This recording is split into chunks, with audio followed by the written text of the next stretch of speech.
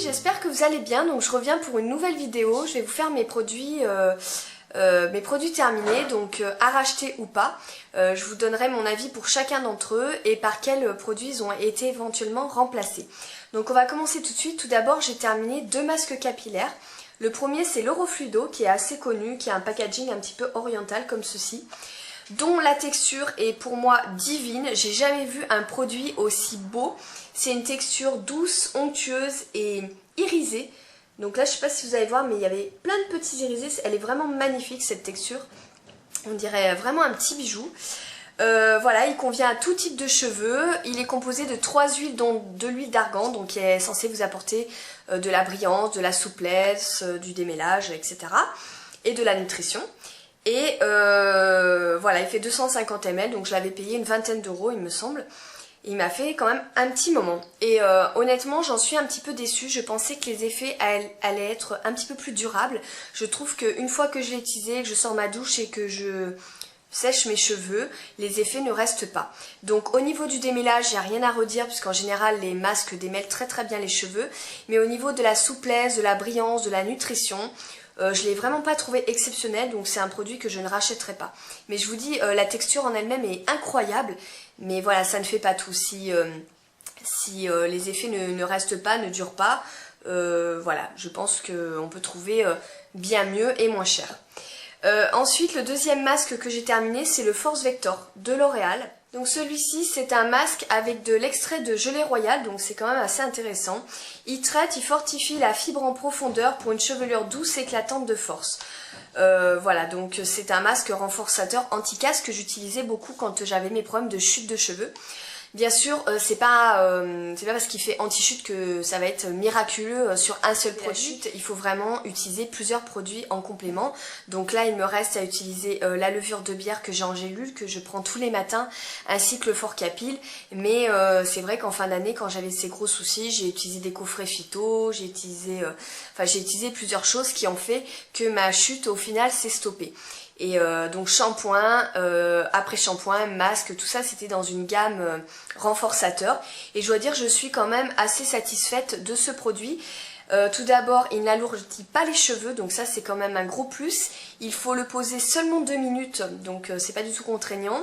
Il a une odeur et une texture très agréable. Donc l'odeur c'est fruité, ça sent vraiment super super bon. Et la texture est assez légère, voilà, est bien absorbée par le cheveu, ça y a aucun souci, se rince facilement. Et voilà, j'ai constaté que mes cheveux étaient un petit peu plus forts, mais je vous dis, je sais pas vraiment si ça vient que de ce produit, je pense que c'est un tout. Ceci dit, ça ne fait pas de mal à la fibre capillaire, ça c'est sûr que ça la renforce. Voilà, après ils étaient assez souples, assez brillants, ils se démêlaient très très bien, donc je trouve que j'ai obtenu beaucoup plus de satisfaction et de résultats avec ce masque là qu'avec l'Orofluido, ça c'est certain. C'est un masque que je rachèterai au cas où malheureusement je rencontre de nouveau ces problèmes de chute capillaire, mais voilà, je trouve que c'est une bonne gamme, L'Oréal Professionnel. Voilà, c'est une bonne gamme et pour le moment je ne le rachète pas puisque je ne rencontre plus, heureusement, ce problème en ce moment. Par contre, c'est vrai qu'en ce moment je tourne beaucoup avec le Macadamia et le Total Repair 5 que à chaque fois j'oublie de vous montrer dans les hauls, je l'aime beaucoup. Voilà, j'aime beaucoup ces deux masques, je trouve qu'on obtient nutrition, souplesse, brillance, légèreté, c'est quelque chose qui n'alourdit pas les cheveux. Donc j'aime beaucoup en ce moment, j'alterne avec ces deux produits. Et voilà, mais je ne reste généralement pas fidèle aux produits capillaires, j'aime bien changer. Ensuite, j'ai terminé un sérum et là j'ai envie de dire génial. Il y a des produits, on est un peu dégoûté de les avoir terminés, mais là pour le coup je suis très contente parce que j'en pouvais plus de ce produit. Donc c'est le sérum SOS désaltérant de Caudalie. Au fur et à mesure de mes vidéos je vous disais ouais bon il est un peu trop léger, il y a mieux, etc. Mais alors là à la fin j'en pouvais plus de celui-ci. Je ne supportais plus l'odeur qui est pourtant agréable mais je m'en suis lassée. Le packaging en lui-même est très très lourd. Et au niveau de l'hydratation il est clairement trop léger quoi, c'est clair. Enfin voilà, il convient à des peaux très jeunes, genre 20-25 ans, et encore si la personne a la peau très déshydratée ou très sèche, c'est un produit voilà, qui fait pas assez bien son boulot. Vous n'avez vraiment pas cette sensation de réhydratation. En plus la texture en elle-même est tellement fluide que quand vous mettez une pompe, il y a tout le produit qui part partout. Donc voilà, je n'aime pas ce produit, je le trouve carrément inefficace. Voilà, il y a beaucoup mieux en parapharmacie ou en parfumerie, mais je ne vous le recommande pas du tout. Par contre, j'ai terminé aussi le Haven. Vous voyez, je termine mes produits. Hein. Des fois, on me pose la question, mais oui, je termine tous mes produits. Donc, j'ai terminé le sérum apaisant hydratant de Haven. Alors, celui-ci, il a que du plus par rapport au Caudalie, tout simplement parce que déjà au niveau du packaging, certes, il est en verre, mais beaucoup moins lourd. Il a également un flacon pompe. C'est une texture gel, donc vous en mettez pas partout. L'odeur sent un petit peu le bébé, enfin ça sent le propre, ça sent super bon. Et il est pour peau sensible et honnêtement, il est beaucoup plus efficace que le Caudalie, donc hypoallergénique, non comédogène, à l'eau d'Haven évidemment. Je trouve qu'il hydrate très bien, il fait très bien son boulot. J'ai beaucoup aimé ce sérum. Après, en première position, je laisse quand même l'Hydrabio de Bioderma, tout simplement parce que l'Hydrabio est moins cher. Il a un flacon en plastique, hein, donc pour ceux qui sont un petit peu gauches, c'est même mieux les flacons en plastique qu'en verre. Mais il a aussi une texture gel, il sent aussi super bon le bébé et j'ai trouvé qu'au niveau de l'hydratation, il est un chouïa mieux que le Haven. Mais celui-ci n'est pas loin derrière du tout quoi. Donc en première position, je vous ai dit le Hydrabio, en deuxième celui-ci et alors loin derrière le Caudalie. Donc voilà, franchement un très bon produit le Haven. En fait donc nickel. En ce moment je termine, enfin je suis sur avec mon sérum anti-soif de Clarins que j'avais eu en format voyage dans un coffret. Donc là je vous en reparlerai, mais là c'est pareil, c'est une texture super liquide et j'ai beaucoup de mal avec ce sérum également à cause de la texture. Et je termine aussi le Estée Lauder Advanced Repair, donc là il me reste plus qu'un quart. Donc je suis super contente parce que c'est un produit que j'avais laissé dormir au fond de mes tiroirs et finalement que j'ai ressorti. Je l'utilise le matin puisque le soir j'utilise mes huiles essentielles de Darphin dont je vais vous reparler très prochainement. Je suis super satisfaite des huiles essentielles. Et quand j'aurai terminé donc ces deux sérums, je m'achèterai certainement le sérum Intral de Darphin, donc lui qui est pour les rougeurs, et ensuite l'Hydrabio de Bioderma, donc pour l'hydratation. Et sachez que les sérums, vous pouvez très bien les superposer. Vous pouvez très bien mettre un sérum donc pour les premières rides au préalable, puis un sérum hydratant par-dessus. Et moi c'est ce que je ferai, je mettrai mon sérum donc Intral pour les rougeurs, puis mon sérum hydratant par-dessus. C'est vraiment un produit que vous pouvez superposer sans problème. Un produit pour un effet, l'autre produit pour l'autre, donc ça, il n'y a aucun souci. C'est les deux prochains sérums que je compte m'acheter une fois que j'aurai terminé ça. Comme je vous dis, je mets un point d'honneur à terminer tous mes produits, donc c'est plutôt une bonne chose. Et c'est vrai que ce genre de vidéo, ça motive vraiment pour les terminer. Ensuite, j'ai terminé deux contours des yeux. Donc là, sachez que je n'ai plus du tout de contour des yeux. Il va falloir que je fasse 15 jours sans, ça va être très difficile. J'ai terminé le All About Eyes de Clinique. C'est au moins le troisième petit pot que je rachète.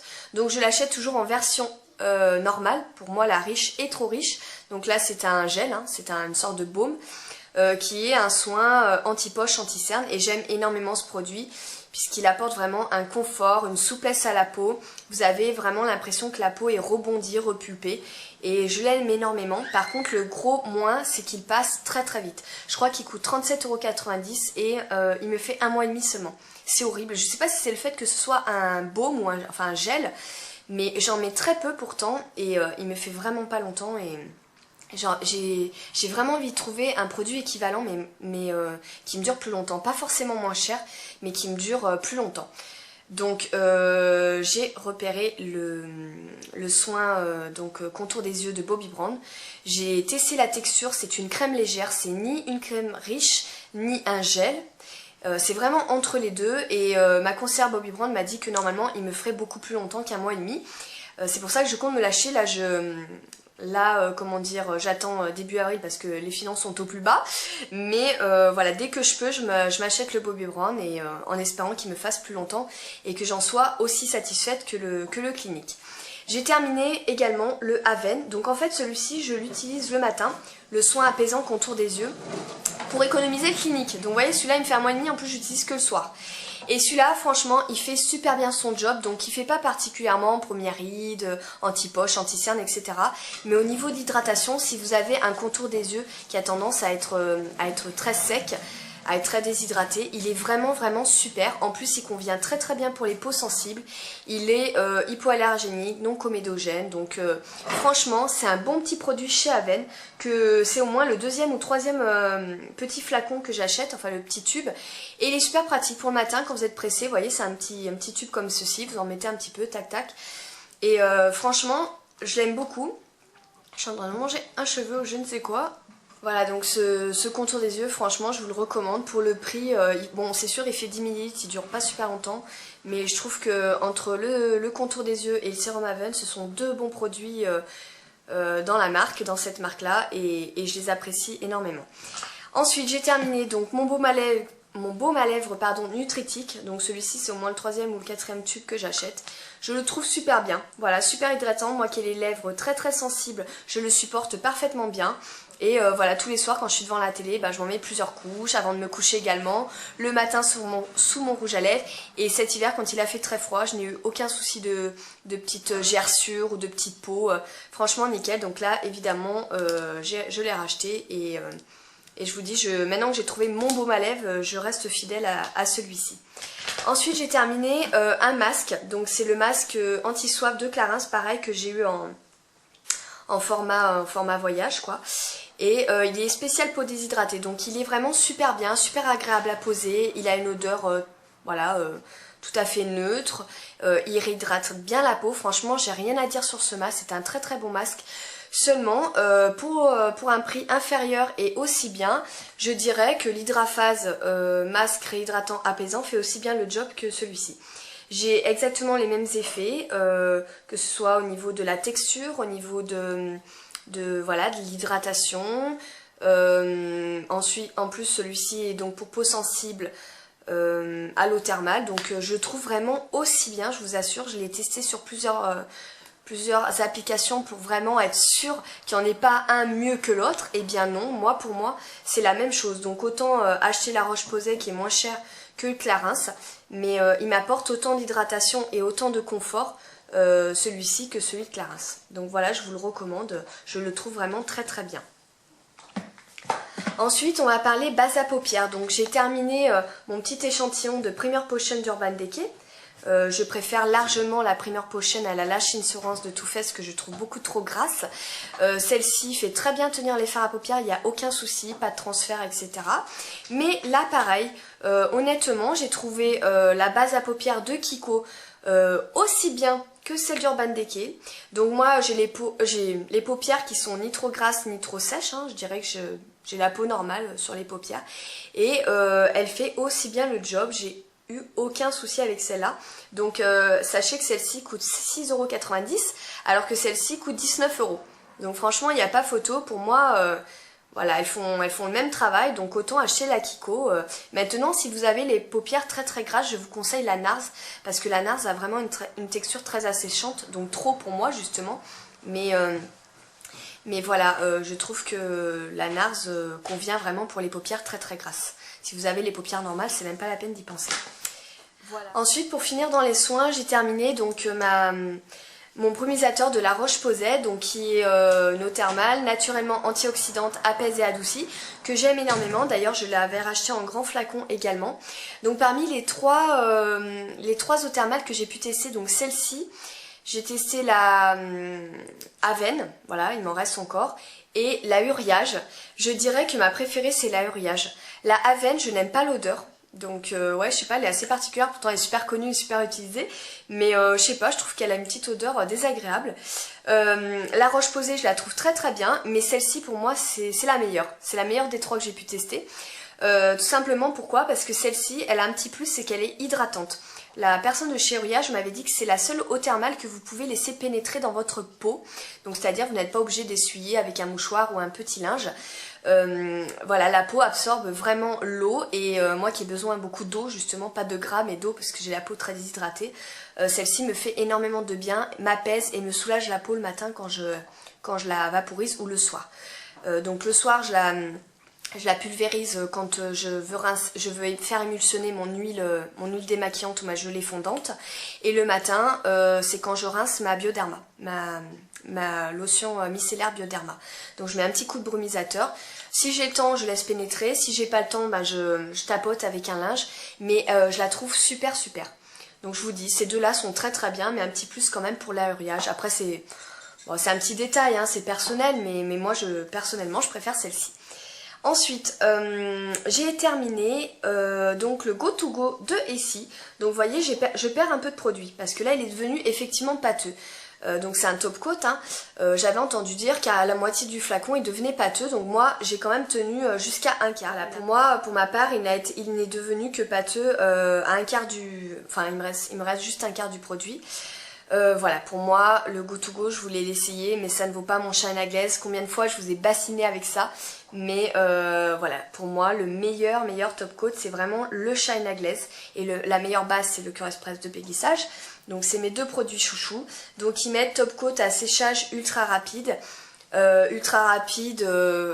Ouais, on va dire oui quoi. Mais il faut attendre quand même un petit moment, surtout quand vous mettez du vernis foncé comme ça. Il faut attendre quand même qu'il sèche bien. Mais ceci dit, voilà, celui-ci ça fait 5 jours que j'ai, d'ailleurs c'est un nouveau, je vous le montrerai la prochaine fois. Ça fait 5 jours que je l'ai, je suis quand même satisfaite du résultat, à part là où c'est légèrement blanc, franchement c'est quand même nickel. Il me fait bien briller le vernis, il me le fait bien tenir, il n'y a aucun souci, alors que le Go To Go, au bout de 3 jours, il commençait déjà un petit peu à s'écailler au bout. Donc il n'est pas aussi efficace que le shine à glaise, ça c'est clair et net. Et en plus le shine à glaise c'est comme le Cure Express de Peggy Sage, je vais jusqu'à la dernière goutte du flacon, donc il n'y a aucune perte. Voilà, alors que celui-ci je perds quand même du produit. Donc non, ça c'est clair que je ne rachèterai pas. Et au niveau de ma routine ongles, je reste vraiment fidèle, j'arrête d'essayer à droite à gauche d'autres produits parce que j'en reviens toujours à... Voilà, et enfin dernier produit, donc là c'est mon gel, voilà, ça fait des années que j'utilise ce gel, c'est le Studio Wet Non-Stop Gel Effet Mouillé Tenue Forte, que j'aime énormément. Je l'aime beaucoup, pourquoi? Parce que déjà il est très agréable à poser, il a une odeur, voilà, une odeur agréable. Il n'alourdit pas les cheveux, il n'a pas du tout d'effet cartonné, vous avez vraiment un effet naturel avec ce gel là. Il ne laisse aucun résidu et ça c'est très rare dans les gels parce qu'à l'époque, avant que je connaisse celui-ci, j'en avais essayé plusieurs et à chaque fois ça faisait un peu tout cracra, ça laissait des petites particules blanches, enfin c'est vraiment, ça fait même sale quoi. Et celui-là je l'aime beaucoup, donc c'est sûr vous n'allez pas obtenir une fixation béton avec celui-ci, mais en tout cas... il est vraiment très agréable, il vous apporte vraiment une discipline tout en restant naturel et léger. Et ce petit côté wet entre guillemets, c'est super sympa l'été. Bon, je l'utilise aussi l'hiver, hein, mais l'été c'est vrai que c'est super sympa. Quand on se fait, par exemple, on se fait un chignon, on tire un peu les cheveux, on coiffe un petit peu avec nos mains et on met ce gel là, j'adore. Enfin, je l'aime beaucoup. Donc quand j'ai eu ma chute des cheveux, je n'ai pas utilisé de gel, hein, j'ai évité. À ce moment-là, j'ai utilisé le Unique One qui est un masque en spray. Je vous l'ai très souvent présenté celui-ci. Il fait 10 choses, protection UV, il aide au démêlage, il aide au lissage des cheveux, il contrôle les frisottis, donc il répare les cheveux, il les fait briller, enfin il fait tout. Et voilà, celui-ci pareil, il reste très léger, ce n'est pas un gel, mais il discipline quand même beaucoup mes cheveux, donc c'était un peu moins agressif qu'un gel pendant ma chute des cheveux. Mais en tout cas, quand je me lave les cheveux et que j'ai... Voilà, les cheveux, quand ils sont très propres, bah, ils sont un petit peu tout foufou. Je les discipline avec le gel et après au quotidien, j'utilise le Unique One. Donc oui, bien sûr que je l'ai racheté, hein, comme d'habitude. D'ailleurs, ce gel-là, je le trouve souvent dans les Stocomanie ou les bazars, voilà, ce genre de magasins où voilà, ils ont des produits quand même de marque moins chers qu'en grande surface. Mais voilà, pour moi, c'est deux produits chouchous si vous voulez donc contrôler les frisottis, les petites repousses, etc. tout en restant naturel, avec aucun résidu et en gardant une certaine souplesse. Et aussi en faisant briller et réparer vos cheveux pour le Unique One. Donc voilà, c'est deux produits que j'achète régulièrement et dont je suis fan et que je vous recommande. Voilà, bah écoutez, j'espère que cette vidéo vous aura plu. En attendant la prochaine, je vous fais de gros bisous et je vous dis à très bientôt les filles. Ciao ciao!